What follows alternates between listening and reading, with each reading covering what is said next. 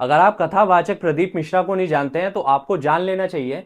हालांकि ये पहले भी काफी ज्यादा कंट्रोवर्सी में रह चुके हैं और अभी भी इनका जो लेटेस्ट क्लिप निकला है वो बताया जा रहा है कि वैसे वो 14 साल पुराना है, बट उसमें उन्होंने ऐसा क्या कह दिया जिसकी वजह से सारे साधु संत भड़क गए हैं।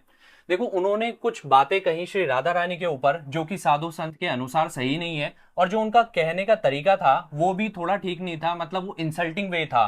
तो इसलिए सारे साधु संत नाराज हैं, और खास तौर से प्रेमानंद जी महाराज, जिन्होंने इस पे एक रिएक्शन वीडियो भी निकाला है और कहा है कि 4 श्लोक पढ़ करके तू अपने आप को क्या समझता है। अगर राधा रानी को जानना है तो कभी साधु संतों के चरणों में बैठ के देख। किशोरी जी के विषय में होश में बोलना हमारा जीवन है, हमारा सर्वस्व है। किशोरी जी तो कुछ नहीं करेंगी, बड़ी करुणामयी है, लेकिन अगर हमारा हृदय जल गया तो तू ना लोक लायक रह जाएगा ना परलोक लायक, कोई नहीं बचा सकता। 4 लोगों को रिझाकर भागवता चार्य बन करके तू प्रभु के प्रति बोले, एक बोला था द्वारिकाधीश के प्रति। अरे तुझे शर्म आनी चाहिए, जिसका जस गा करके जीता है, जिसका जस खाकर खाता है, जिसके जस गा करके तेरे को नमस्कार प्रणाम मिलता है, उसकी मर्यादा को तू नहीं जानता। किस बात का माइक में बैठ करके प्रवचन करता है जब तुझे ब्रह्म तत्व का बोध नहीं। तो आखिर साधु संत इतने भड़के क्यों हैं? पहले ये वीडियो देख लेते हैं। भगवान कृष्ण की 16,108 रानी में राधा का नाम नहीं है, और राधा के पति में कृष्ण का नाम नहीं है। राधा जी के पति का नाम क्या है? क्या नाम है राधा जी के पति का? अनय घोष। क्या नाम है राधा के पति का? अनय घोष।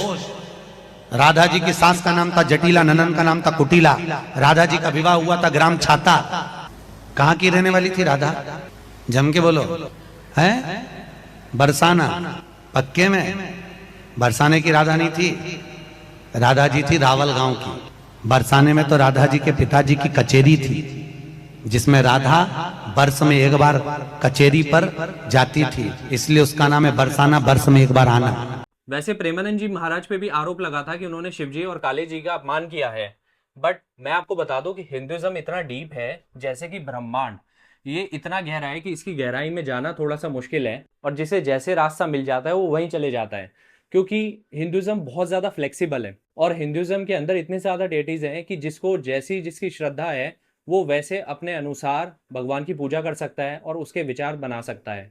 अगर मेरी राय पूछोगे तो मैं तो यही कहूंगा कि किसी भी डेटी की इंसल्ट करना ठीक नहीं है। अगर आपको नॉलेज नहीं है या आपको पता नहीं है तो किसी के ऊपर कमेंट करना ठीक नहीं रहता। आपके यहाँ FIR कराने के लिए, शिकायत दर्ज कराने के लिए यहाँ पर आए हैं। हमने उस प्रदीप मिश्रा से कहा है कि यहाँ करके राधा रानी से क्षमा मांगे, अथवा हमारे साथ आकर के साथ करे। यदि वो अपनी बात को सिद्ध कर देगा तो हम अपनी बात को वापस ले लेंगे। वो राधा कृष्ण को अलग अलग सिद्ध करने में लगा हुआ है। कृष्ण प्रेममयी राधा, राधा प्रेममयो हरि, जीवने निधने नित्यम राधा कृष्णो। बातों से असंख्य लोगों के हृदय को आघात हुआ है। हम लोग बहुत दुखी हैं। जल्दी से जल्दी इसके खिलाफ कानूनी कार्रवाई होनी चाहिए। और अगर मैं बात करूं प्रदीप मिश्रा जी की, तो ये पहले भी कंट्रोवर्सी में रह चुके हैं। चाहे वो मामला हो रुद्राक्ष से रिलेटेड, जब उन्होंने कहा था कि मैं आपको एक चमत्कारी रुद्राक्ष दूंगा, जिसके लिए लाखों लोग आ गए थे, जिसकी वजह से पूरा रोड जो था वो जाम हो चुका था, तो उसकी रिस्पॉन्सिबिलिटी कौन लेता। और दूसरी चीज, वो कह रहे थे कि हमने रुद्राक्ष नहीं फेंके थे, बट उसके बाद एक क्लिप निकल गया था जिसमें वो रुद्राक्ष फेंके जा रहे थे, लोगों को ऐसे फेंकते हुए बांटे जा रहे थे। और ये वही बाबा हैं जो ये कह रहे थे कि बेल पत्र चढ़ा करके आप पास हो जाओगे, और ये पता चला है कि उनका ही बेटा फेल हो गया था।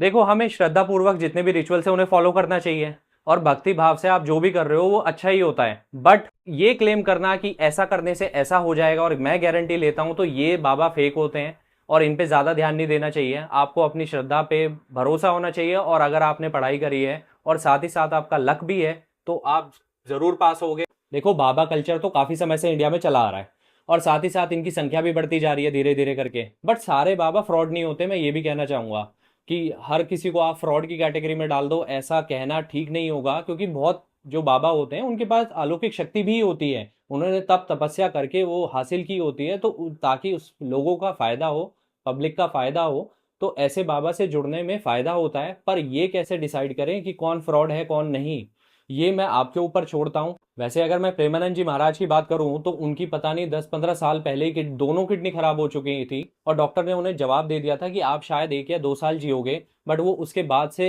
जी रहे हैं और हेल्दी लाइफ जी रहे हैं। डायलिसिस कराने जाते हैं, बट अभी भी उनकी बॉडी एकदम ठीक है। तो इसलिए हाँ, कुछ ना कुछ तो है कि जिसकी वजह से वो इतनी लंबी लाइफ अभी तक जी पा रहे हैं।